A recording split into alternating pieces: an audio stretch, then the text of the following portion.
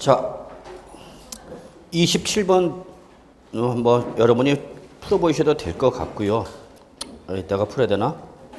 다음, 자 보죠. 27번. 다음은 재산세 부가징수에 관한 설명이다. 이 중 옳은 것은 자, 뭐 가장 기본적인 거죠. 1번. 과세기는 언제다, 여러분? 6월 1일. 자, 건축물 납기는 매년 9월 16일부터 9월 30일까지. 토지 납기는 7월 16일부터 7월 31일까지다. 맞죠? 맞아요? 틀렸죠? 순서가 바뀌었죠? 예, 토구, 건칠, 하반월. 참 아무것도 아닌데, 예. 이런 게 실전에서 이렇게 살짝 출전에 바꿔버리면 그 바뀐 게 보이면은 아무것도 아닌데, 그게 안 보이면 그냥 훅 넘어가는 거죠. 항상 문제 보실 때는 꼼꼼하게 잘 보시고요. 그래서 1번이 틀렸고요. 2번, 납세업자가 신고 기한까지 재산세 산출세액을 신고 납부하면 이걸 맞았다고 생각하신 분은 비록 여기가 2층이지만 창문 열고 밀어버리는 수밖에 없죠. 왜 틀렸어요? 재산세는 보통 징수 방법이죠. 그러니까 신고 납부가 아니죠. 그 다음에 재산세를 납기까지 납부하지 아니한 경우는 미납세액의 20%를 가산세를 부과한다. 재산세는 절대 가산세가 나올 수가 없다 그랬죠. 왜? 보통 징수 방법에서 부가징수하기 때문에. 자, 3번. 고지서 한 매당 재산세를 징수할 세액이 2,000원 미만일 때는 당해 재산세를 징수하지 아니한다. 크게 틀린 거 없죠? 소액 징수 면제 2,000원 미만, 이하가 아니라 미만 맞죠? 예, 일단 맞네요. 근데 내가 확신을 못하겠어. 그럼 4번 보죠. 당해 재산에 대한 재산세 산출세액이 직전 연도의 당해 재산의 재산세액의 100분의 재산에 대한 대한이 빠졌네. 각 직전 연도의 당해 재산에 대한 재산세액의 100분의 300을 초과하는 경우는 100분의 300에 해당하는 금액을 당해년도 징수세액을 한다. 틀렸죠? 4번은 뭐죠, 여러분? 세부담 상한선이죠. 150%죠. 원칙은 150%. 주택일 때는 105, 110, 130. 요게 당초 정부 개정안에 있다가 올해 개정이 안 됐죠. 그래서 이따가 나중에 다시 한번 설명드리기로 하고요. 특강할 때. 자, 5번. 재산세의 납기와 같은 특정 부동산에 대한 지역 자원시세 밑줄. 요게 조건이죠. 재산세의 납기와 같은 특정 부동산에 대한 지역 자원시세는 재산세 납세 고지서의 1을 나란히 적어 고지하여야 한다. 이것도 맞는 것 같은데 뭐가 틀렸죠? 예, 하여야 한다가 아니라 할 수 있답니다. 이렇게 장난치냐고요? 예, 실제 장난쳤던 겁니다. 자, 그러면 하여야 한다와 할 수 있다의 차이점을 보시라고 그랬죠? 하여야 한다면 뭐를 말하고요? 강제 규정이고요. 할 수 있다 그러면 뭐가 되는 거예요? 임의 규정입니다. 이때에 요 병기 고지는 과세관청의 임의적 판단인 임의 규정입니다. 그래서 하여야 한다가 아니라 할 수 있다로 고쳐야 됩니다. 실전에서 이렇게 나왔었습니다.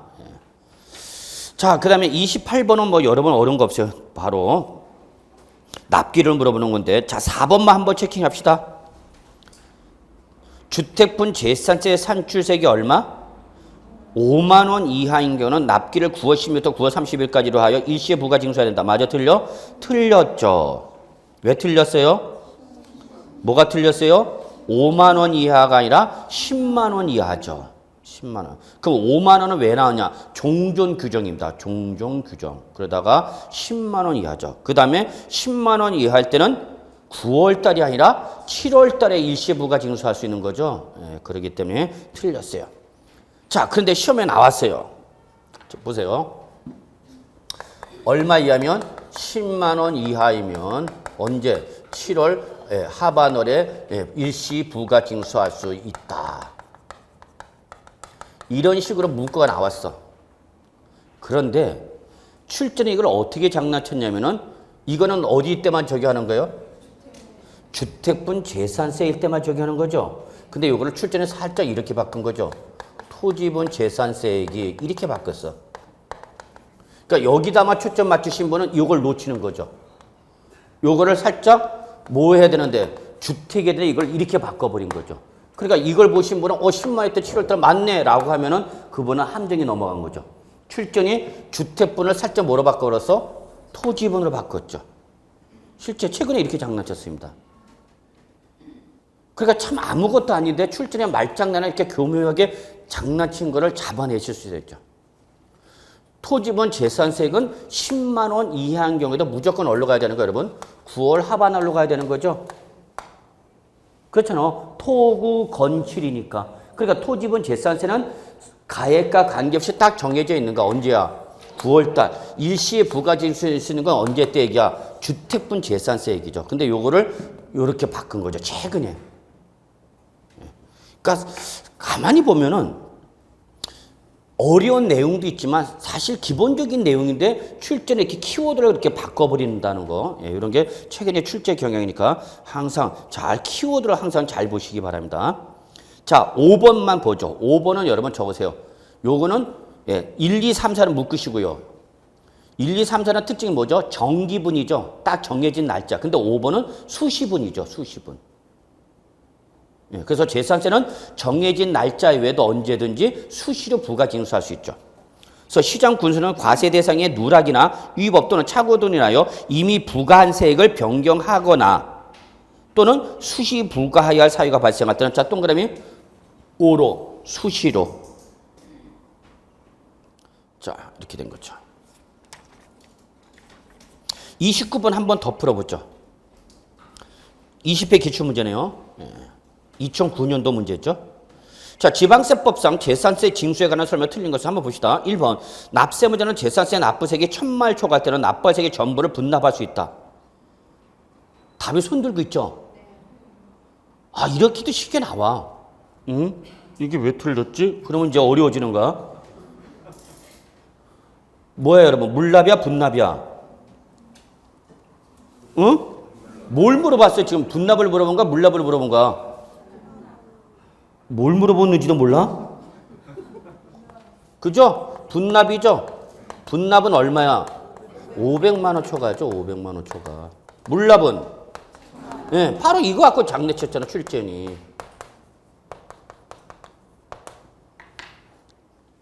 이런 거 좋아한다니까, 출제위원은 여러분. 이렇게 숫자가 바꿔지는 거, 이런 거 좋아해. 기본적인 속성이 일단은. 세법은 일단 숫자라면 조심해야 돼. 세법은 일단 숫자가 나오면 주의하라. 네, 그 다음에 분납 500만 원 초과하는 거죠? 그러면 다음에 뭐랬어요, 여러분? 납부할 세액의 전부야? 아니죠. 납부할 세액의 일부죠, 일부. 전부가 아니라 일부야. 그래서 500만 원 초과해서 자, 예를 들어서 납기가 있고 그 다음에 뭐가 나오는 거야, 여러분? 분납기한이 나오는 거죠? 분납기한은 며칠 후야? 45일 후라고 그랬죠? 근데 이거는 납세무자가 계산할 필요 없어. 왜? 시장 군수가 고지서를 따로 구분해서 수정 고지해 주니까. 그러면 예를 들어서 700이 나왔다. 재산세 고지서 재산세 고지서 봤더니 얼마 나왔어? 700. 야, 그러면 나 이거 한 번에 내기 부담스럽다. 몇 번에 내겠다? 2번. 그럼 어떻게 내라는 얘기야? 당초 기한이 얼마? 500만 원 이상을 내줘야 되고 이때 45에 낼 수 있는 금액은 얼마? 요 700만 원 중에서 500만 원을 초과하는 금액 얼마? 200만 원이 낼 수 있는 최대 금액이 되는 거죠. 그 다음에 2천만 원이 나왔다.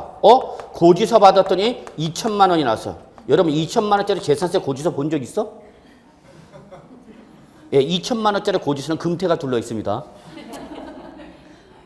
한번 이러고 고지서 받아봤으면 좋겠어.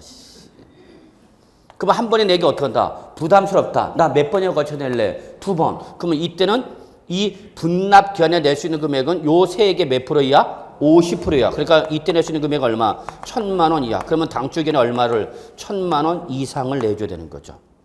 그래서 시장아, 나 1000만 원짜리 2장으로 끊어줘. 끊어줘, 안 끊어줘? 끊어주죠. 야, 이때 1500을 끊어주고 이때 500 낼게. 이 2장을 이렇게 끊어줘. 끊어줘, 안 끊어줘? 끊어주죠. 이때 많이 내는 거니까. 근데 시장아 500, 1500으로 끊어줘. 끊어줘, 안 끊어줘? 안 끊어준다는 얘기예요. 이해되셨죠? 이런 것도 여러분 주의해야 되죠. 자, 그래서 1번이 그냥 그대로 틀려버렸네요. 2번 고지 3매당 재산세 징수세액이 2,000원 미만인 경우는 해당 재산세를 징수하지 않는다. 그렇죠? 맞죠.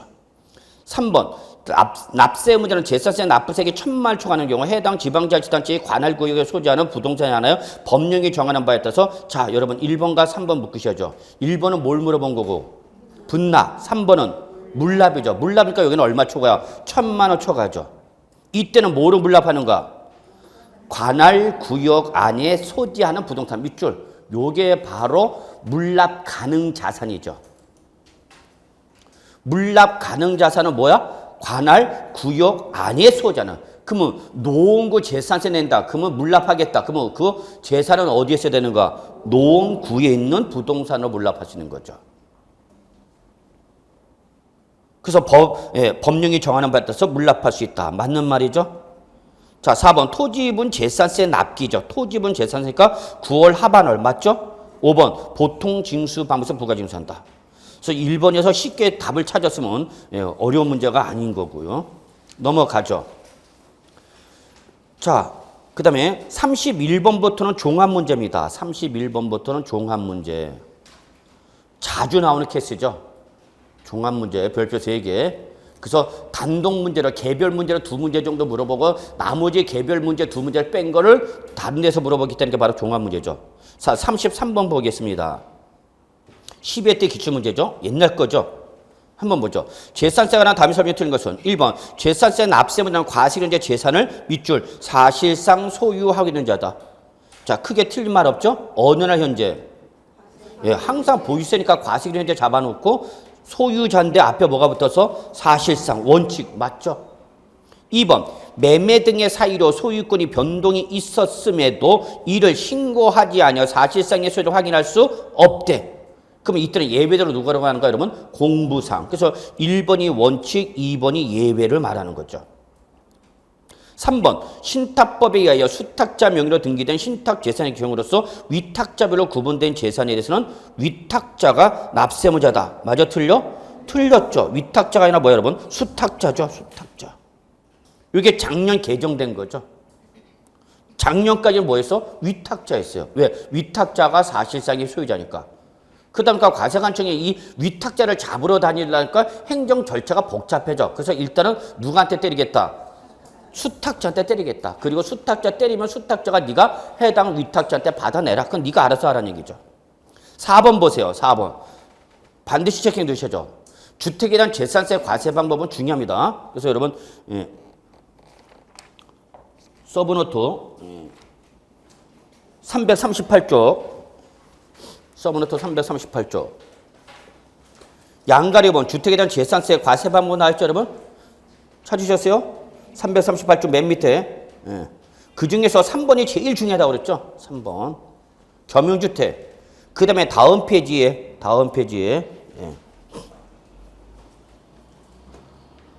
다음 페이지 보시면은 위에서 두째 줄 나왔죠?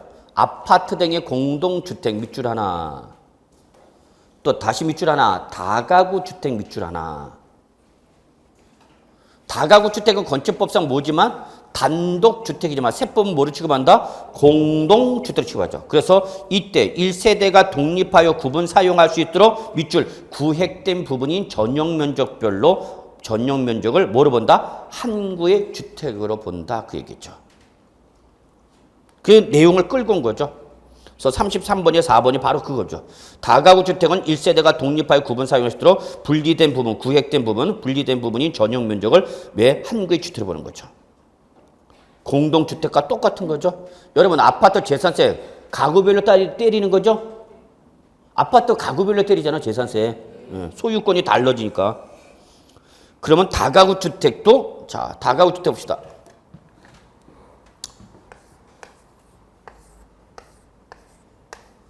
층수는 몇 층이 하고?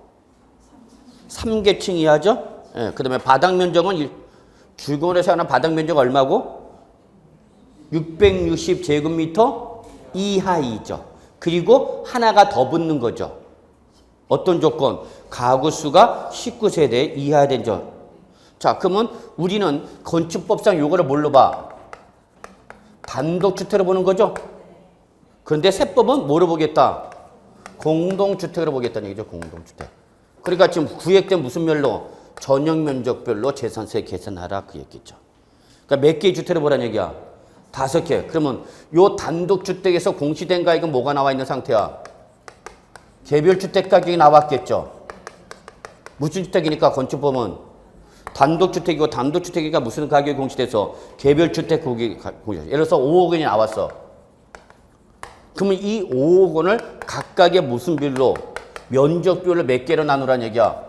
5개로 나누라는 얘기야. 5개. 그러면 면적별로 5개로 나눠진 거죠. 여기에다 해당 뭘 곱하는 거야? 누진세로 곱해야 되겠죠. 제 주택은 누진세를 했잖아 기본이. 그래서 각각의 5개의 재산세를 구분 계산해서 그거를 뭐한 금액이 합한 금액이 바로 다가구 주택이나 뭐가 되는가? 재산세가 되는 거죠. 이걸 누가 내는가? 다가구 주택 소유자가 내면 되는 거죠. 그렇잖아. 근데 지금 이거를 5억짜리를 몇 개로 나눠서 지금 5개. 그러면 5억 원 전체 대해서 적용되는 누진세율보다 나눠진 누진세율이 어떻게 돼? 작아지죠. 그렇잖아. 그러니까 재산세가 이거에 대해서 통으로 누진세를 적용했을 때보다는 나눠서 계산된 누진세액이 커져 작아져? 작아지죠. 그러니까 다가구 주택수에는 불만이 있어 없어? 없죠. 왜냐하면 얘가 다가구 주택이 아니라 다세대 돼. 다세대. 다세대니까 층수는 몇 층? 4개층이 되겠죠. 이제는 정리할 수 있다. 아파트는 몇 층 이상이고? 5층 이상. 그 다음에 연립주택은 4층 이하. 그러면서 바닥 면적은 660제곱미터 초과. 그 밑에 작은 게 뭐야? 다세대. 다세대 역시 몇 층 이하? 4개층 이하. 그런데 바닥 면적이 660제곱미터 이하죠. 맞나요? 예. 그래서 공동주택은 여러분이 잘 아시는 것처럼 아파트, 연립, 다세대 이거 말고도 뭐 여러분 건축법에서 뭐 바뀌었다며? 뭐 도시형 생활주택이래나? 뭐 그런 거 있었죠? 난 몰라요. 그 다음에 단독주택으로부터 나오는 게 뭐예요, 여러분? 다가구부터가 이제 단독으로 나오는 거죠? 맞아. 그럼 여기는 몇 층 이상이고 5층 이상, 여기는 층수만 제한 두는 거죠? 그렇죠? 여기는 4층 이하면서 바닥 면적에 대한 제한 들어가는 거죠? 그러면서 660제곱미터 초과가 되는 거죠? 여기는 다세대는 4층이 하면서 바닥 면적이 660제곱미터 여기는 이하로 가는 거죠. 여기는 뭐고? 초과. 근데 단독주택부터 이제 층수가 바뀌어서 몇 층이고 3개층이 하면서 바닥 면적이 660 이하 제곱미터면서 여기는 가구수 제외돼 들어오는 거죠. 그 다음에 다중이 나오는 거죠. 다중은 몇 층이하고 3개층이고 바닥 면적은 660이야 330이야 330제곱미터 뭐예요? 이하로 가는 거죠. 그러면 우리 얘가 다가구일 때는 여기죠. 다세대면 하나씩 가구별로 나누죠.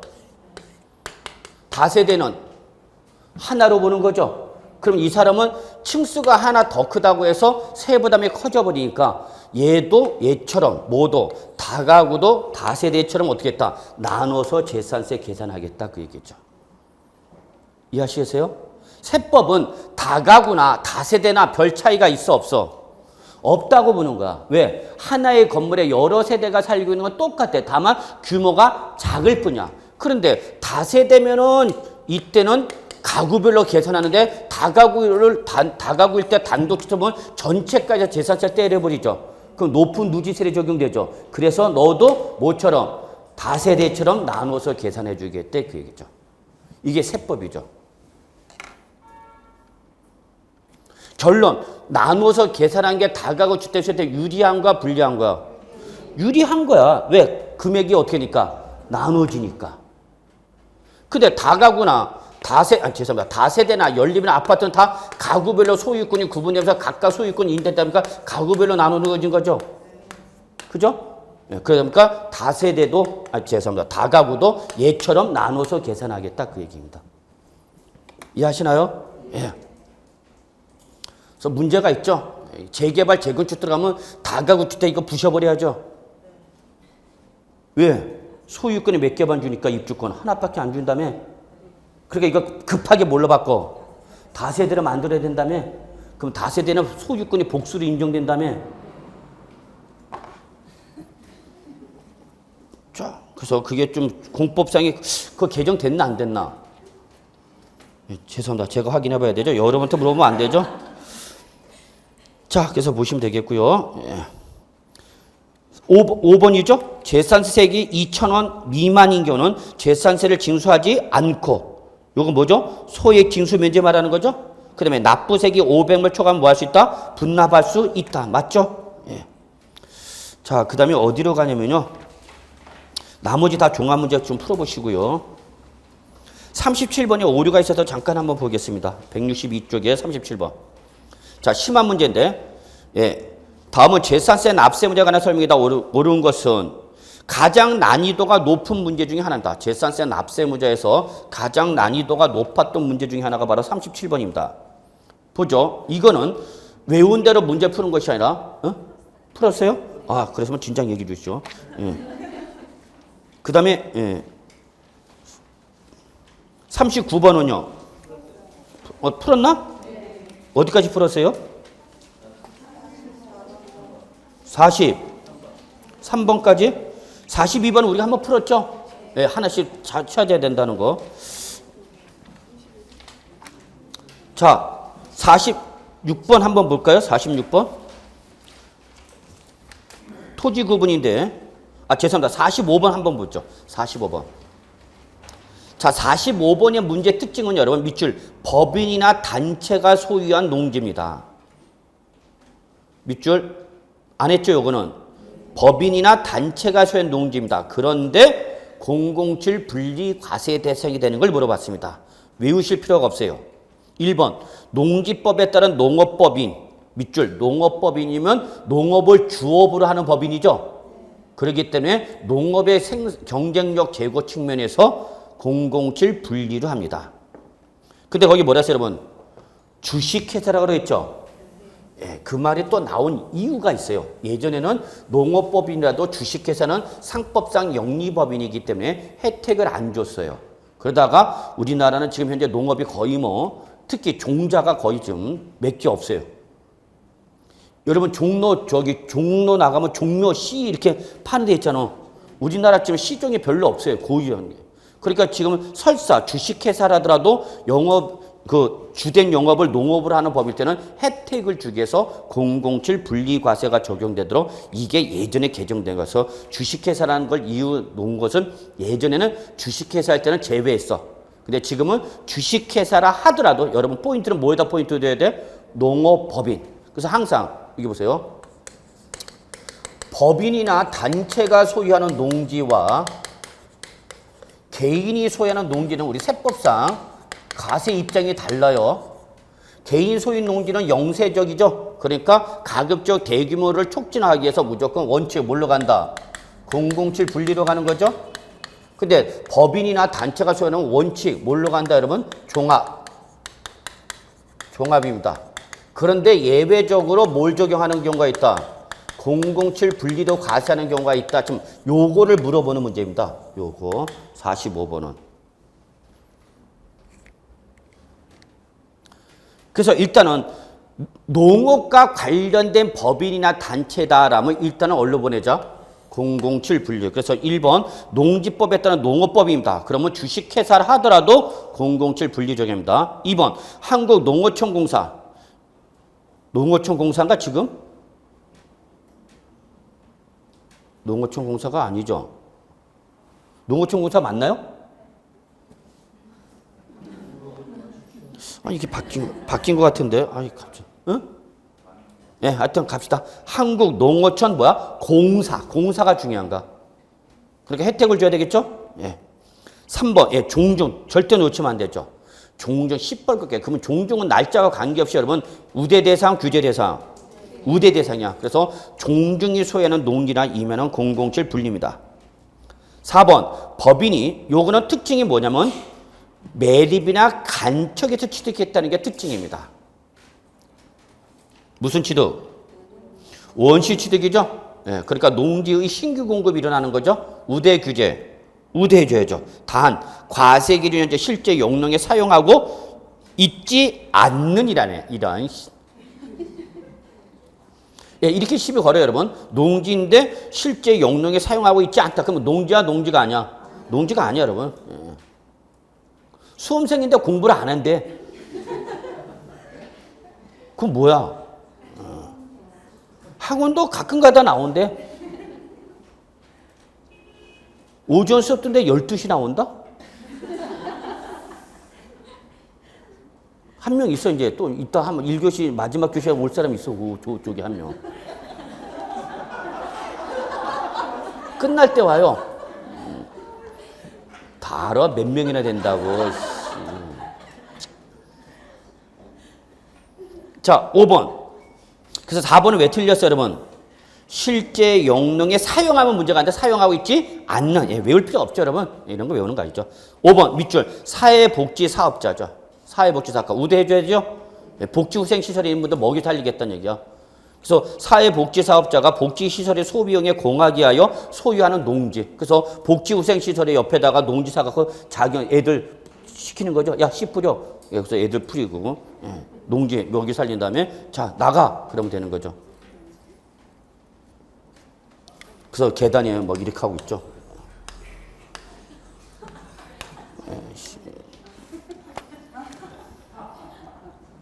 죄송합니다. 저도 순진해서 한때는 당했어요. 그럼 막 다리를 막 떨고 불편해서 하나 줬는데 조금 있다가 그 전철 저희 관리하는 사람들 있잖아. 오니까 뻘떡 이러더라고. 그러더니 잘 가대. 무슨 말인지 아시죠? 예. 자, 46번 한번 보시고요.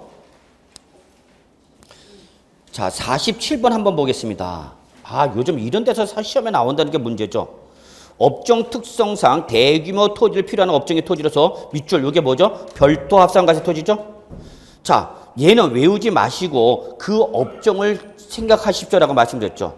자, 1번 여객 자동차 밑줄 운송사업자의 차고용 토지. 차고야, 차고. 그럼 대규모 토지가 필요하죠? 근데 여러분 옆에다 적으세요. 아, 옆에다 적을 필요 없네. 4번하고 비교하세요. 1번과 4번. 4번은 뭐랬어요, 여러분? 여객 자동차 터미널 및 화물 터미널용 토지죠. 터미널이니까 일반 개인 차고보다는 규모가 크잖아. 그리고 얘는 터미널이니까 뭐라고 그래야 되나? 공공시설의 성격이 띄죠? 그러니까 얘는 뭐야, 여러분? 0.2% 분리입니다. 기타 0.2% 분리가 되죠. 2번 자동차 운전학원의 자동차 운전학원이었죠. 아, 운전학원 하려면 당연히 대규모 토지가 필요한 거죠. 3번 법인 묘지용 토지에서 지적공사 지목이 묘지인 토지. 법인 묘지용 토지가 중요한 거죠. 가족공원 묘지. 그래서 가끔가다 유선 방송 보면 서울에서 수도권에서 30분 거리에 있으면서 부모님을 편안하게 모실 수 있습니다. 그러면서 오세요, 들어와 그러죠. 죄송합니다. 5번 방송국, 의료기관, 공연장 등 시설의 밑줄 부설 주차장으로서 기준 면적 이내 확인만 하시고요. 자, 48번 한번 보죠. 48번 풀었나요? 예, 됐습니다. 어디까지 했죠? 51번. 예, 됐고요. 그럼 쭉 넘어가겠습니다. 56번 보죠. 56번. 자, 최근 20회의 문제인데요. 이 문제 특징을 말씀드리겠습니다. 정말 짜증나는 게 뭐냐면 이 56번 문제 특징을 보셔야 돼요. 56번은 지방세법상 밑줄 과세 대상 물어봤고요. 납세 문제 물어봤고요. 비과세 물어봤어요. 그러니까 한 문제를 통해서 요건을 몇 개를 물어본 거야? 3개.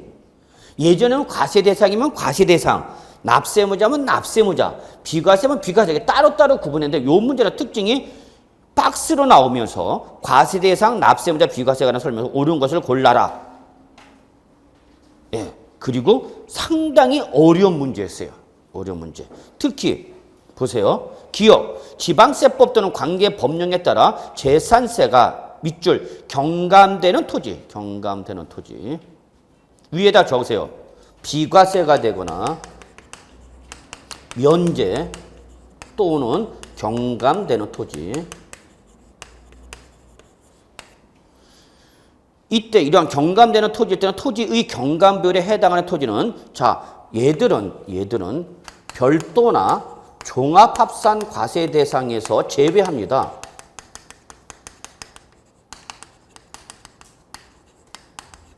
이게 지방세법 시행령의 저 구석에 짱 박혀 있는 규정입니다.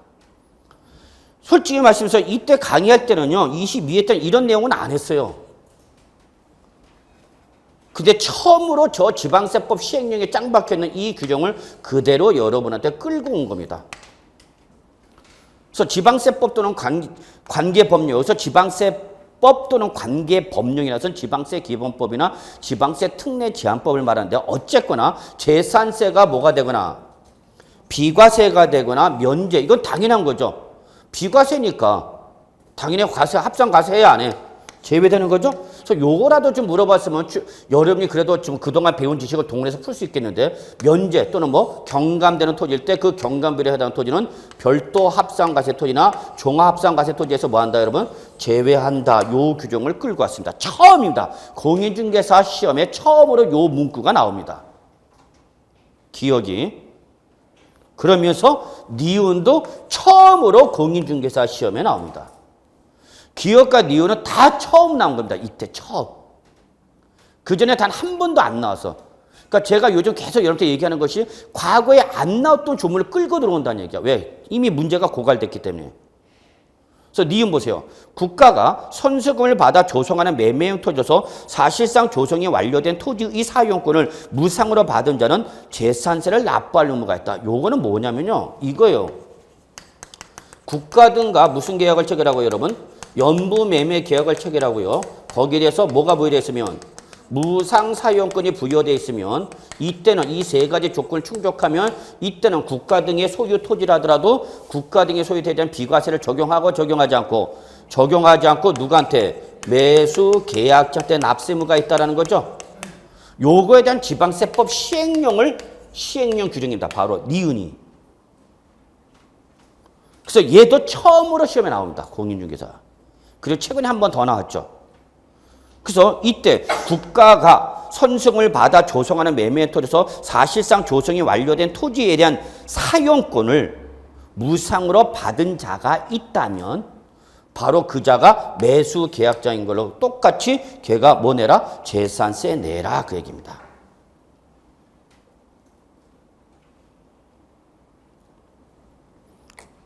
그래서 기억은 합산 과세 대상에 포함한다가 아니라 뭐예요, 여러분? 제외한다. 그래서 틀린 거죠. 그리고 니은은 맞는 말이 되는 거죠. 그 다음에 디귿. 그래도 이거는 좀 여러분이 맞출 수 있지 않을까 생각하는데 요 문제는 또 특징이 있어요. 자, 밑줄 임시로 사용하기 위해서 건축된 건축물. 첫 번째 조건이죠. 그럼 임시용 건축물이니까 조건이 뭐예요, 여러분? 재산세 과세기간제 뭐예요, 여러분? 1년 미만 되는 조건 충족해야 되는 거죠? 그런데 동그라미 별장으로 그랬네. 별장. 어쩌라고 별장은? 별장은 무슨 재산이고? 중과세 대상이고 이러한 사치성 재산 등 중과세 대상일 때는 비과세 적용한다 안 한다? 안 하는 거죠. 근데 재산세를 부과하지 아니한다. 그러니까 맞아서 틀렸어. 틀렸죠. 물어본 거 뭘 물어봤어요? 옳은 거 틀린 거? 옳은 거. 그럼 답은 몇 번? 1번 기억밖에 없죠. 응? 니은이죠. 죄송합니다. 니은. 예, 니은이 옳은 걸로서 맞는 말이고 기억과 디귿은 틀린 거죠. 예. 그래서 이 문제가 나올 때 상당히 심히 당황했어요. 저도. 이런 것까지 시험에 내나. 예. 어렵죠. 자, 57번 보죠. 23회 문제네요. 지방세법상 재산세 과세표에 관한 설명을 옳은 것은 1번 단독주택의 재산세 과세표는 토지 건물을 일체로 한 개별주택가로 합니다. 자, 이것도 제가 아까 과표에서 재산세 과표일 때 부동산은 반드시 시가비나 곱하기 뭐랬어요, 여러분? 공정시장가비율이죠. 1번은 딱 보는 순간 무조건 틀렸어요. 왜 틀렸어요? 공정시장가비율이 안 나와서 틀린 겁니다. 무조건 일단 첫 번째. 둘째, 단독주택에 대한 재산세 과세표는 토지 밑줄, 토지 건물을 일체로 한 개별주택 가격이다. 개별주택 가격이 무슨 가격이에요? 공시된 가격이죠. 이거는 맞았죠? 맞았잖아. 개별주택, 단독주택이니까 무슨 가격이 나와? 개별주택 가격이 공시된다 그랬죠? 그리고 제가 1년 내내 외쳐댄 거. 이때 개별주택 가격은 주택 건물은 물론 뭐까지? 토지까지 포함된 일괄 거시가격이랍니다. 그래서 그거 나온 거잖아. 토지 건물을 일체로 한 개별주택가를 한다. 여기까지는 맞았어. 근데 뭐가 빠졌다고? 공정시장가격이 빠졌다. 그래서 틀린 거예요, 여러분. 실전에서 상당히 이게 많은 수험생들 어렵게 한 문제 중에 하나입니다. 결론 왜 틀렸어요? 공정시장가격이 빠졌다고요. 뭘 물어봤어, 여기? 단독주택의 재산세 과세 표준은 이렇게 못을 박았잖아. 그러니까 재산세 과표니까 시가표력 곱하기 뭐야? 공정시장가율이죠? 그렇잖아. 시가표준액에다 뭘 곱하라고요? 공정시장가율을 곱하는 거죠. 근데 여기 앞에다 뭐라 쓰니까 단독주택. 그러니까 단독주택의 시가표는 뭐예요, 여러분? 개별주택 가격. 1년 내내 외치된 거 아니야? 근데 뭘 빼먹었어? 공정시장가율이었죠. 2번 건축물의 재산세 과세표이죠. 그럼 윗줄 거래 가격 등을 고려하여 시장 군수 구청장이 결정한 가액. 얘가 바로 건축물이 뭐가 되는 거예요, 여러분? 시가표액이 되는 거죠. 한다. 맞아, 틀려? 틀렸죠. 왜 틀렸어요? 역시 공정시장가율이 빠졌어요. 시장 군수 구청장이 결정하기로 한다. 이거는 맞는 말이야. 근데 뭐가 빠졌다고 여러분? 공정시장가율이 빠졌다고. 자, 3번. 토지의 재산세 과세표는 개별 공시지가를 한다. 여기까지는 맞았죠? 그렇잖아. 토지 시가표는 뭐니까? 개별 공시지가니까. 근데 뭐가 빠졌어? 공정시장가율이 빠졌죠. 자, 4번 보세요. 4번은 뭐야? 공동주택의 재산세 과표로 봤죠? 그럼 공동주택의 재산세 과세표는 법령에 따른 시가표네. 자, 일단 맞는 말이죠. 뭐가 나왔으니까? 시가표액이라는 말이 나왔으니까 맞죠. 다만 앞에서는 이 시가표액이 뭐냐라고 물어봤지만 여기는 시가표액이 뭐라고는 얘기 안 했죠. 여기에다가 뭐가 나왔어요, 여러분? 100분의 60 이게 바로 뭐야, 여러분? 공정시장가율이죠. 이것도 공정시장가율이라고 그러지 않고 딱 뭐라고 해놨어? 60%. 그럼 여러분이 이 60%가 뭔지를 아느냐 출전에 물어본 거죠. 을 곱하여 산정한 가액으로 한다. 맞아, 틀려? 맞죠? 시가표 나왔고 공정시장가율 나왔고. 그래서 구조를 갖춘 건 몇 번밖에 없어? 4번밖에 없죠. 5번 건축물의 재산세 과세 표준은 법인의 경우 이거는 다 아시는 거고 오로지 뭐만 하는가? 시가표액인데 법인 장부에 의해서 증명되는 가격. 틀린 거죠. 그러니까 여러분이 실제 출전에 빼먹은 것을 잡아내면은 답이 보이는 거고 출전에 빼먹은 걸 가지고 못 잡아내면은 답이 안 보이는 거죠. 뭐. 결코 쉬운 문제는 아니었어요. 알고 보면 아무것도 아닌데 실전에서는 이게 쉽지가 않은 거예요. 그래서 모의고사 자꾸 보라는 이유가 자꾸 새로운 문제를 자꾸 접근하고 푸는 방법을 찾는 걸 자꾸 연습하라는 입니다.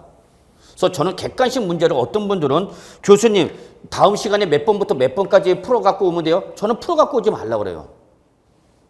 왜? 문제는 그 즉시 받은 문제를 보고 내가 빨리 판단하고 답을 찾는 거 아닌데요. 어떤 분들은 가끔가다 객관식 문제 다 풀어갖고 와. 풀어갖고 와서 푸는 거 가지고 설명 들어. 이해하는 것 같아요? 천만의 말씀. 이건 실전 대비가 아니죠. 실전 대비는 그냥 문제 받았고 그냥 받는 즉시 푸는 연습하는 거야. 그래서 저는 객관식 문제 풀어갖고 오지 마세요 하는 이유가 그래서입니다. 차라리 보려면은 핵심 이론을 정리하고 오세요 그러는 거고. 그래서 문제는 항상 여러분 새로운 새로운 문제지를 받았을 때 푸는 연습을 하셔야 되는 거지. 그래서 가끔 하다 보면 모의고사 끝나면 그 문제지 가지고 자습실 갖고 그거 답하고 해서 열심히 외우겠습니다 또. 그거 안 나와 시험에. 그 문제를 왜 외우냐고. 그 문제에서 물어본 부분을 정리를 해야 하라는 얘기지. 그 문제의 답과 해설을 왜 외우냐고.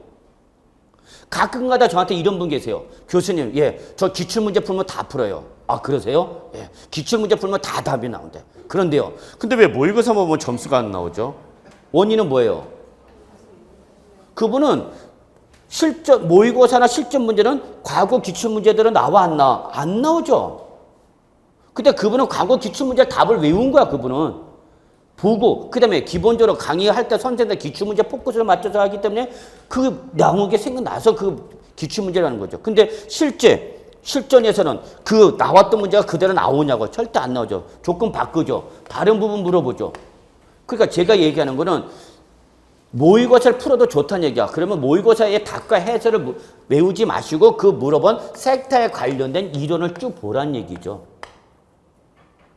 무슨 말인지 이해하시죠? 그래 여러분 이 효과가 있는 거지 단순히 문제집에 있는 답과 해설을 외워봐야 소용없다는 얘기야. 절대 그 문제 그대로 안 나오거든요. 그래서 그런 걸 좀 감안해서 좀 뭐 여러분 다 알아서 잘 하실 거라 믿는데 요즘 문제가 하도 심란해서 그래요. 자, 58번 한번 보죠.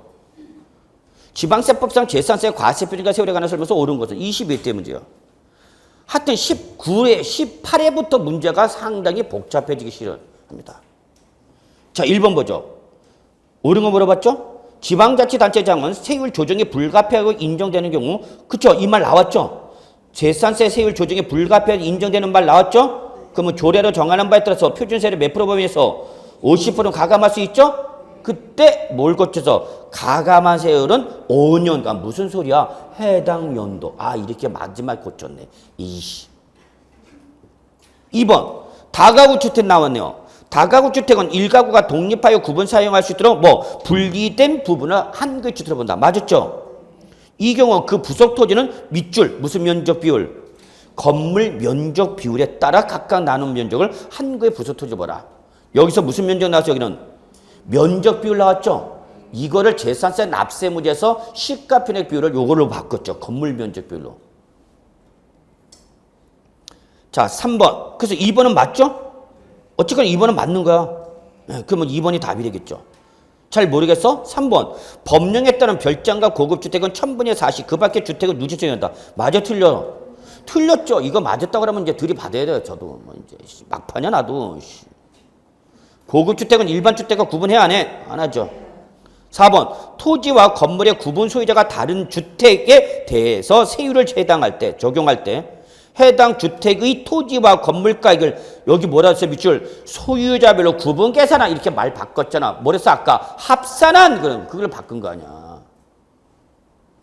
아니야. 주택분 재산세는 무조건 가표 몇 개 나와야 돼? 하나. 거기다 해당 누진세를 곱해서 주택분 재산세가 하나 나오면 그 하나 나온 놈을 한 사람이 갖고 있으면 한 사람이 다 내면 되는 거고 두 사람이 공동 소유에 있으면 지분별로 찢어지면 되는 거고 이 주택을 구분 소유하겠으면 그때는 건축물과 토지의 시가편익비율을 나눠서 주면 된다는 얘기야.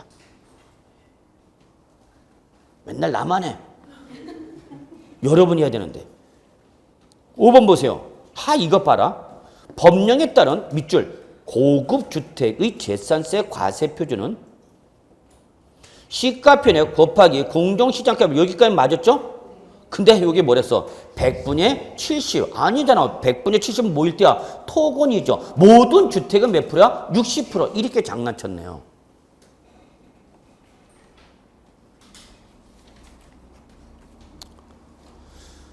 자,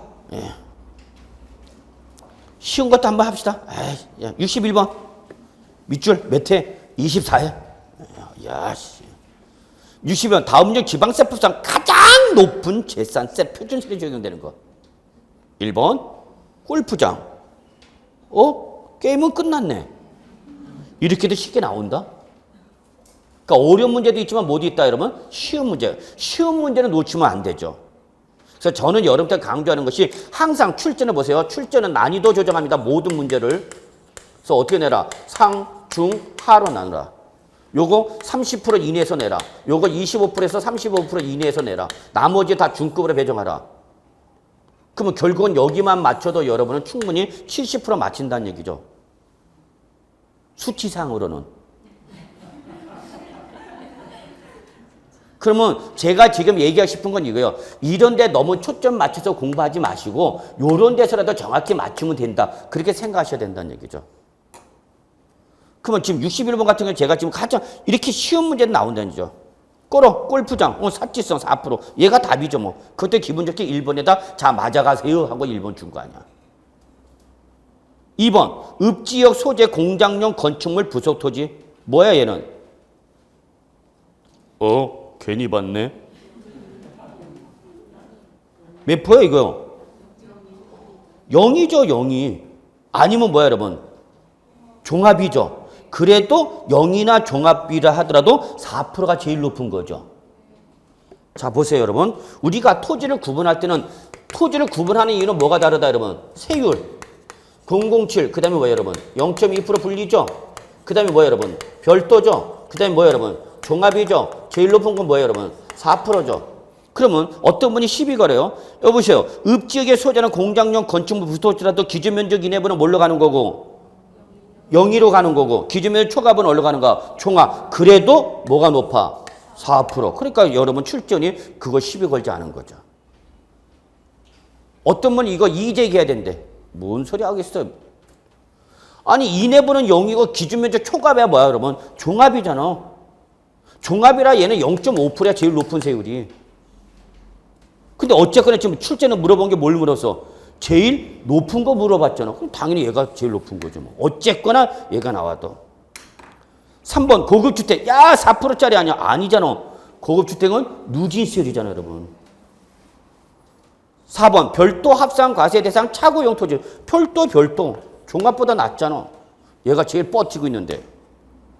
5번 종합합산 과세 대상 무허가 건축. 저거 봐요. 친절하게 여러분 별도 종합 다 얘기까지 해주네.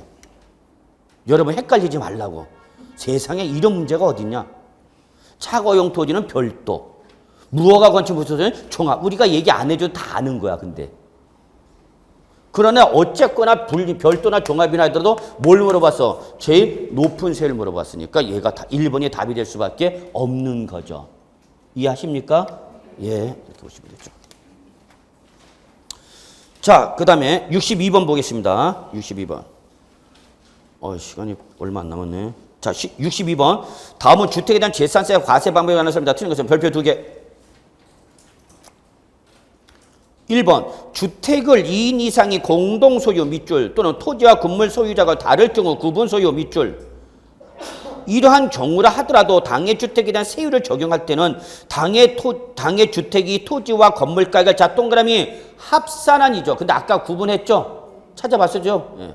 합산한 과표에 대해서 뭘 적용하라? 누진세율. 그래서 주택분 재산세는 몇 개 나오는가? 하나. 그러면 그 하나 나온 놈을 공동 소유하고 있으면 뭘로 하면 되고 지분별로 나눠주면 되고 구분 소유하고 있으면 건축물과 토지 시가표별로 어떻게 하면 돼? 안분해주면 되는 거죠. 2번 당해 주택이 토지와 건물가를 합산한 과표에 대해서 누진세를 적용하나 소유자별 주택이 몇 개 이상이면 2개 이상. 이거 해석 잘해야 돼. 소유자별 주택이 2개 이상이랬죠. 그러니까 이거는 뭐야? 한 사람이 2개 이상 갖고 있는 거죠. 그죠? 주택 하나를 2사람 이상이 갖고 있는 경우와 한 사람이 2개 이상 갖고 있는 거죠. 이거는 한 사람이 주택을 몇 개 갖고 있어? 2개 이상. 이때는 각 주택의 과세표익을 소유자별로 합산해 과세한다. 그럼 마저 틀렸죠. 이때는 각각이잖아. 개별적이잖아.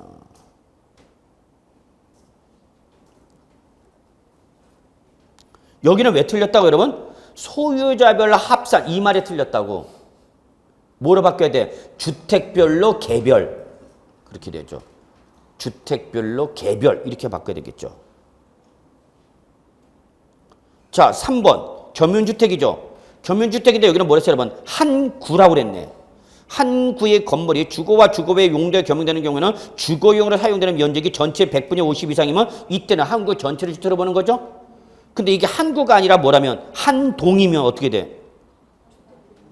한 구가 아니라 딱 하나 바꿔 조건을 뭘로? 한 동으로. 그럼 어떻게 바뀌어? 그때는 뭐야 여러분? 주거용만 주택으로 봐야 되는 거죠. 3번을 절대 놓치면 안 됩니다. 올해도 나올 수 있고요. 그래서 항상 전문주택에 뭘 확인해야 돼요 여러분? 한 동인지 한 구를 반드시 확인하셔야 됩니다. 4번. 아파트 등의 공동주택 밑줄 하나, 다가구 주택 밑줄 하나.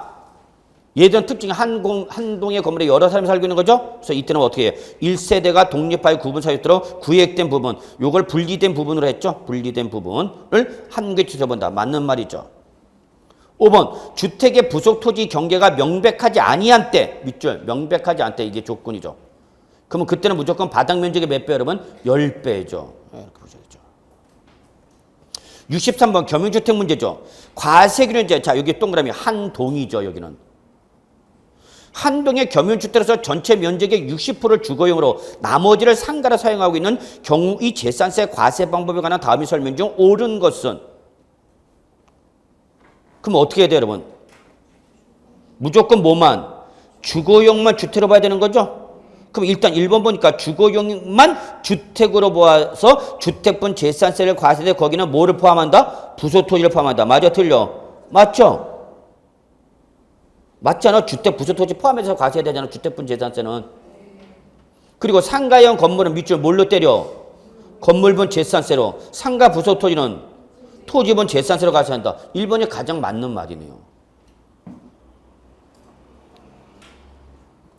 2번 건축물과 부소토지 전체에 대해서 주택분 재산세 때려? 아니야. 주거용만 주택을 본다고 그랬잖아. 왜? 한 동의 겸용주택이니까. 3번 건축물과 부소토지 전체에 대하여 전체를 상가 건물로 봐? 아니야. 주거용만 주택, 상가용만 상가로 봐야 되는 거죠. 이거 여러분 한동의 겸용주택 뭐 생각했어요? 여러분 복합상가, 주상복합건물 생각하라고 그랬잖아. 주상복합건물.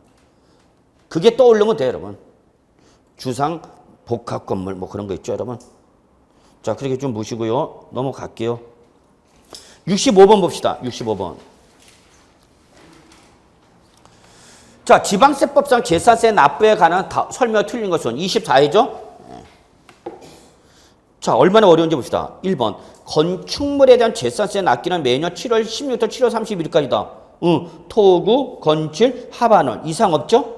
예. 2번. 주택에 대한 재산세로서 해당 연도에 부과할 세액이 10만 원 초과. 자, 밑줄. 자, 이 말 왜 나왔어요? 해당 연도에 부과할 세액이 10만 원 초과. 밑줄. 이 말은 왜 했어, 출제원이? 일시부과 징수 대상이다 아니다? 아니다. 그러니까 이때는 어떡하라? 7월달과 9월달 두 번에 걸쳐서 나눠서 내라 그 얘기죠. 그 문구죠. 이 말이 없으면은 시비 걸거든 수험생들이. 야 10만 원 일단 7월달에 부가 징수할 수 있는 거 아니냐. 그러니까 2번 틀린 거 아니야. 그러니까 시비 못 걸게 만드는 거죠. 그러니까 요즘 문제가 자꾸 어려워. 시비 못 걸게 만들죠. 3번 지방자치단체의 장은 재산세 납부세액이 1000만 초과할 때는 납세무대 신청을 받아 관할구역에 관계없이 무슨 소리야. 관할구역 안에 소지하는 부동산으로 물납을 뭐 할 수 있어요 여러분? 허가. 밑줄 허가. 물납은 무슨 사항이야? 허가사항이죠. 분납은 신고사항이죠. 단독행위죠. 허가를 필요해 안 해? 안 해. 뭐는? 분납은. 그러나 물납은 반드시 과세관청에 뭐를 받아야 돼? 허가를 받아야 됩니다. 그래서 3번이 틀렸네요. 크게 뭐 제 생각으로는 어렵지는 않지 않았는가라고 생각하는 건데 그래서 관할구역에 관계없이 의무가 틀린 거죠. 항상 재산세는 관할구역 안에 있는 부동산만 물납할 수 있죠. 종부세 부동산은 뭐예요?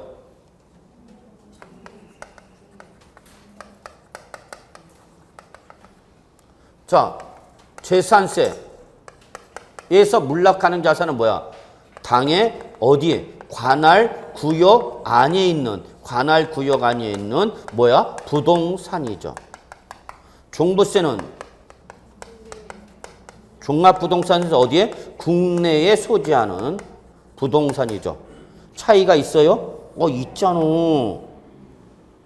종부세는 국세니까 어디야? 전국. 재산세는 구니까 당의 관할구역 안에 소지하는 부동산 물납을 쓰는 거죠. 그렇죠? 자, 그런데 이게 개정된 지 얼마 안 됐죠? 이게 개정된 지 얼마 안 됐어요? 종전에는 이렇게 돼 있었어요. 종합부동산세 과세 대상이 물납 가능 자산은 뭐냐? 종부세 과세 대상인 토지와 건축물이다 그랬어요. 토지와 주택이다라고 했어요. 근데 이걸 개정했어요. 그래서 종전에 종부세 물납 가능한 자산은 종합부동산세 과세 대상인 토지와 주택으로만 종부세를 물납할 수 있었는데 이거를 그냥 뭐로 바뀌어서 국내에 소지하는 부동산을 바꿔버렸어. 개정한 거죠. 차이점이 있어요? 차이점이 있어요? 있어야죠, 여러분. 바꿨다는 건 뭔가 뭐가 있어? 차이가 있는 거죠? 차이 느끼셔야죠. 차이는 뭐죠?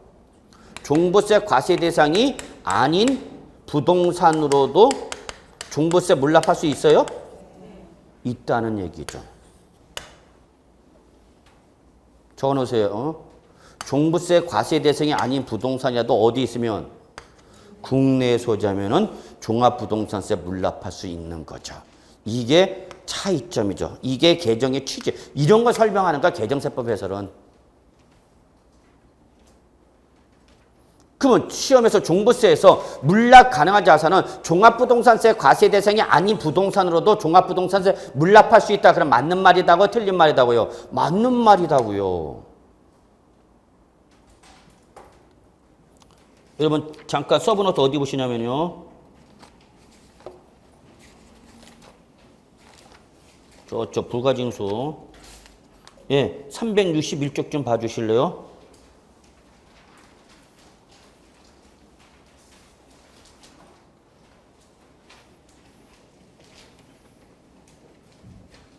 물납에 보시면 동그라미 1번 물납 찾으셨죠? 찾으셨어요? 예, 거기 마지막 줄에 마지막에 뭐랬어요? 밑줄. 국내에 소재하는 부동산. 이미 표시되어 있네. 안 돼 있어요? 누가 있을까 그거? 표시되어 있어요? 예.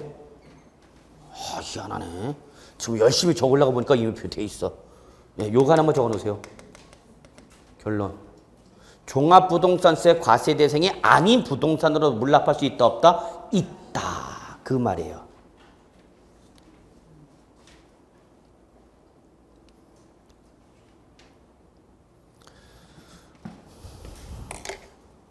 자, 그 다음에 문제 좀 빨리 마무리해야 되는데 시간이 없고. 자, 좀 보시고요. 어디죠? 우리 어디 풀다 했죠? 65번에 3번까지 푸는 거죠? 예, 3번. 자, 4번. 재산세 납부세액의 천말 초과에 재산세를 물납하려는 자는 법령으로 정하는 서류를 갖추어 그 납부 기한 10일 전까지 납세지 관할 시장 군수에게 신청한다. 자, 저는 이런 내용을 설명 안 했어요. 강의할 때도. 이거 뭐예요, 여러분? 실무 절차 규정이죠? 실무 절차 규정. 자, 여러분을 믿으세요. 내가 보지도 듣지도 못한 내용이 나왔다. 그럼 일단 99%는 답 아닙니다. 거기서 헤매지 말라는 얘기야. 일단 제껴. 내가 모르는데 남들을 알겠어? 그렇게 마음 편히 드세요. 물론 남들도 알 수 있습니다만 그래도 일단은 편하게 맘먹고 내가 모르는데 남들 알겠어? 그랬어요. 자, 지금 제가 얘기하는 건 4번 같은 경우는 무슨 규정이에요, 여러분? 최근에 이런 실무 절차 규정이 시험에 나옵니다. 보기 지문에 툭툭 나옵니다. 그래서 못 보던 얘기야. 전혀 보지도 듣지도 못했던 것 같아. 그럼 일단 고민하지 마세요. 답이다, 아니다? 아니다라고 생각하셔야 돼요, 여러분, 일단은. 그래서 다른 데서 답을 찾으려고 노력하시기 바랍니다. 자, 5번. 그러니까 벌써 우리는 이미 답이 나왔어, 안 나왔어? 나왔죠? 그러니까 4번 몰라도 답은 이미 나온 상태죠. 이런 문제의 특징입니다. 5번. 재산세 납부세액이 500말 초과하여 재산세를 뭐 할 때는 분할 납부할 때는 그때는 재산세 납부 기한까지 법령을 정하는 신청서를 시장 군수에게 제출해야 된다. 맞습니다, 이거는. 신청해야 된다면 신청을 해야 돼. 왜 신청해야 되죠? 신청을 해야 고지서를 수정 고지 2장으로 끊어주지. 근데 허가사항은 아니다는 얘기야. 시장 납 2번은 나눠서 낸다? 그러면 안 돼! 그렇게 할 수가 없어. 해줘야 돼. 단 물납은 안 돼! 그러면 못하는 거야. 그러나 분납은 안 돼라고 시장 군수가 할 수 있다 없다? 없다. 그거 봐주시면 되는 거죠. 그 다음에 67번, 68번 여러분 꼭 좀 풀어보시고요. 67번, 68번. 그래서 67번 같은 경우, 68번 같은 경우 통칙 내용이 나와 있으니까 꼭 좀 풀어보시고요. 자, 70번 좀 보죠. 70번. 지방세법상 재산세 부가징수에 관한 설명에서 틀린 것을 모두 고르는 것. 자, 이건 틀린 거 고르래. 아까 이와 유사한 건 옳은 거 고르라고 그랬는데 지금은 틀린 거 고르래요. 이래서 여러분이 헷갈리는 거죠. 자, 1번 기억이죠. 해당 연도에 부과할 토지분 재산세액이 10만 원 이하인 경우 조례의 정함에 따라서 납기를 7월 16일부터 7월 30일까지를 한꺼번에 부가징수했다. 10만 원 이하. 맞죠? 맞죠? 그러면 함정에 넘어오는가? 뭐랬어요, 여러분? 토지분 재산세에서 토지분. 모일 때 얘기해, 이거는 주택분. 이게 실전이란 말이야. 이게 보료야 되는 거죠. 내용 자체가 어려운 건 아니잖아. 우리가 뻔히 아는 거지. 근데 실전에서 이걸 출전이 주택분 재산세를 뭘로 바꿔서 토지분으로 바꿨죠. 요런 거죠, 요런 거. 이런 거 틀리면 정말 억울해. 진짜 억울해요, 여러분. 맞아서 틀려서 틀렸죠. 나와야 되는 거죠. 나와야 되는 거죠. 헷갈려. 그러면 이게 기억이 맞았는지 틀렸는지 잘 모르겠어. 그럼 여러분 봐. 보기 지문. 그럼 기억 몇 개 나왔어? 3개 나왔죠. 여러분 청긴두서랍니다. 이렇게 보기 문제가 나왔는데 얘가 맞았는지 틀렸는지 정확히 내가 판단을 못하겠어. 그러면 보기 지문을 보세요. 그러면 많이 나온 거면 많이 나온 거면 그 문제 조건을 충족한 겁니다. 그게 더 어렵다. 무슨 말인지 이해하시죠? 지금 틀린 거 물어봤죠? 틀린 거 물어봤는데 이 기억이 지금 틀렸는지 맞았는지 모르겠어. 그러면은 한번 슬쩍 보라고 보기 지문. 그러면 기억이 몇 개나 나와서 무려 3개. 그러면 일단은 얘는 조건상 틀린 거를 물어봤기 때문에 틀린 말이다. 그 얘기입니다. 찍는 요령이야. 무조건 또 네가 이렇게 하라고 그랬지 해놓고 나는 족족대로 이렇게 풀어놓고 있을게 네가 이렇게 하라고 했잖아. 모를 때 아이 불안해요. 이런 말 하면서도 나는. 무슨 말인지 아셨죠? 예. 가요. 니은 지방자치단체장은 과세 대상의 누락 등을 인하여 이미 부과한 재산세액을 변경하여야 할 사유가 발생하더라도 수시로 부가징수할 수 있다잖아. 근데 뭐야? 없다. 맞아서 틀렸어. 틀렸죠. 틀렸잖아. 예. 디귿 재산세 물납을 허가하는 부동산의 가액은 매년 12월 31줄. 뭔 소리하고 있어. 보이스는 항상 어느 현재야. 과세 기준되잖아. 생각해봐 여러분. 12월 30일은 공무원들 근무해 안 해? 12월 30일 연말 놀고 있어 얘들. 뭐 했어? 종무식 했잖아. 예. 은행원들이야 이날 지금 야간 결산하느라고 이제 뺑이 치고 있겠지만. 그래서 12월 30일 나올 수가 없지 여러분. 항상 보이스는 어느 날 현재로 따져야 돼? 과세 기준일 현재죠. 자, 그 다음에 나머지는 한번 뭐 여러분 좀 맡기고요. 자, 78번 한번 보세요.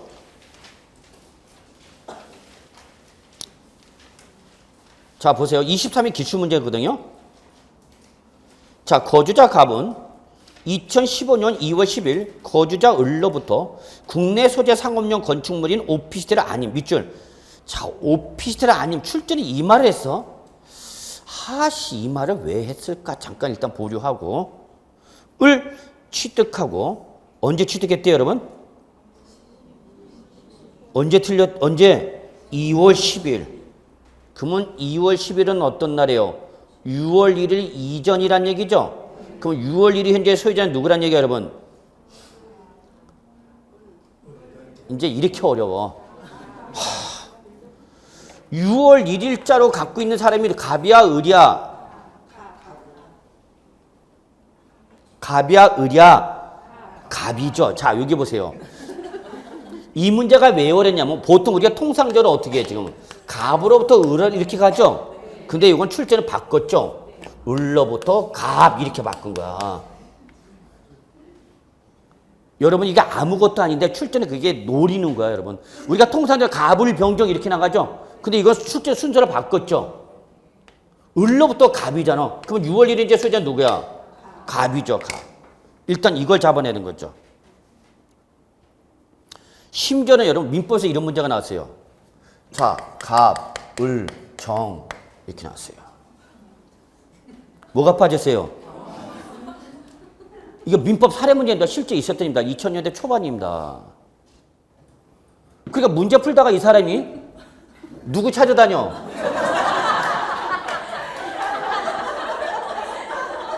누굴 찾아다녀?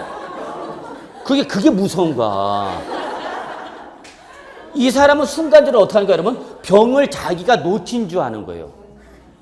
그러니까 보기집을 찾아다니까 병 어디 갔지?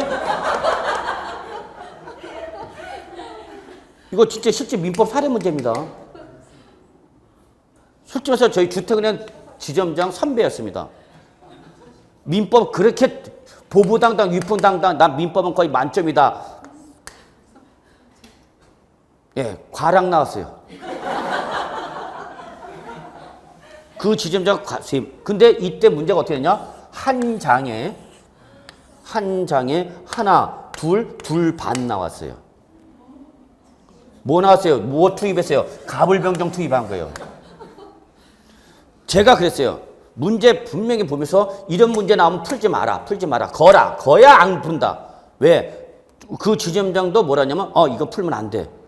자, 푸세요. 그러니까 하고 들어갔는데 이거 들어간 거죠. 우스워요? 아니야, 실전이야. 단 한순간입니다, 여러분. 분명히 문제 봤을 때 이 문제 사례 문제 길게 나와서 이거 풀면 안 되겠구나라고 생각한 거죠. 자, 그러다가 푸세요. 그러니까 갑자기 자기가 뭐 하니까 긴장하니까 이거 들어가 버린 거야. 들어갔는데 뭐가 빠졌어? 병이 빠졌죠. 실제요. 그러니까 이분은 문제 풀다가 자꾸 뭐가 자꾸 거슬리는 거야. 병이 안 보여. 계속 그냥 이게 거슬리는 거야. 병이 어디 있을 텐데. 그래서 여러분 이때 앞에 사례 문제가 네 문제인가 이렇게 긴 장문의 사례 문제가 나왔어요. 그러니까 이분 여기서 맛이 갔어요. 이거 매는데 이거 한 문제 푸는데 10몇 분이 지나가 버렸대. 요거 하나. 근데 답은 모르겠대. 이게 민법이야. 이게 우리끼리는 참 부담 없이 얘기할 수 있지만 그날 시험 끝나는 이분 완전히 올라가고 뭐 어떻게 할 줄 몰라 본인이. 내가 그렇게 믿었던 민법이었는데 세상에 믿을 놈이 있지 근데 민법을 믿냐? 차라리 날 믿어라. 그랬어요 여러분. 그 다음에 한 번 또 나왔죠? 이번에 순서 바꾸죠. 가불병 이거를 순서대로 놔놓고 막 섞어버리는 거죠. 이런 식이야 여러분 출제원들이 요즘. 잘못하면 갑으로부터 을 이렇게 오는데 얘는 출제는 어떻게 했어? 을로부터 갑. 그러면 순간적으로 헷갈리는 거야. 내가 몰라서 틀려? 아니, 순간적으로 헷갈리는 거죠. 자, 그래서 결론. 6월 1일 현재 수혜자는 누구예요, 여러분? 갑이죠, 갑. 잘못하면 을로 판단하는 거죠. 순서가 그렇게 있잖아. 갑으로부터 을 이렇게 돼 있잖아, 순서가. 근데 잘못 그렇게 볼 수 있는 거죠. 그걸 출제에 노린 거고요. 그래서 결론은 을로부터 갑이 취득했으니까 6월 1일 현재 수혜자는 누구고요? 갑. 잡았죠. 자, 그리고 2015년 10월 현재 소유하고 있대. 이 경우 2015년도 갑의 재산세에 관한 설명이 틀린 것은 그래도 출전이 참 친절하네요. 이것을 을로 할까봐 거기다 뭐라 해서 갑에 대한 요걸 또 눈치 빠른 분은 잡아냈어야 돼. 요걸 보는 순간. 갑의 재산세에 관한 설명에서 틀린 것은 단 사기나 그 밖에 부정한 행위 및 수시 부가 사유는 없대. 이 말은 또 왜 했을까? 분명히 뭐가 있으니까 나온 거예요. 요즘 문제 특징이죠. 문제 지문에 조건이 자꾸 걸린다는 거. 봅시다. 1번. 갑의 재산세 납세문은 2015년 6월 1일에 성립한다.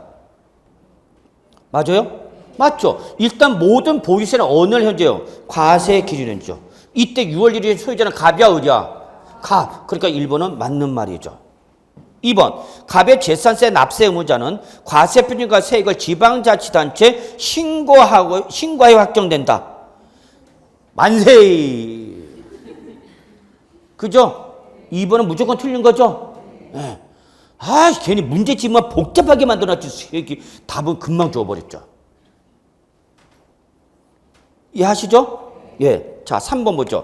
갑의 건축물에 대한 재산세 납기는 2015년 7월 16일부터 7월 30일까지다. 맞습니까? 맞죠? 건물분이라 했으니까.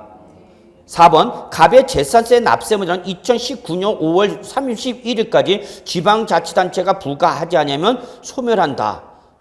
이게 처음으로 소멸시효 기간 5년이 공인중개사 시험에 보기지문이 한번 뚝 튀어나옵니다.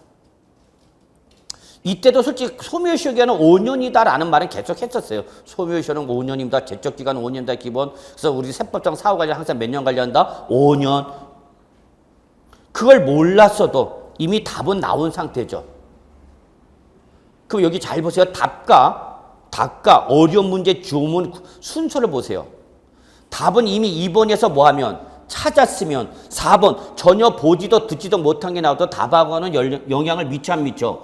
안 미치게 출전이 배려해 주는 거죠. 제가 들어가면 저는 2번과 4번을 순서를 바꿔버리죠. 2번과 4번 순서를 바꾸면 여러분은 이 4번, 지금 4번이 2번으로 올라오면 여러분은 4번에서 계속 헤매고 있죠. 무슨 말인지 아시죠? 4번을 2번으로 올려버린단 말이야, 제가 들어가면은. 그리고 2번을 4번으로 돌리죠. 그 답은 쉬운 걸 어디다 놓고, 밑에다 놓고, 위에서 어렵게 만들었고, 여기서 헤매게 만드는 거죠.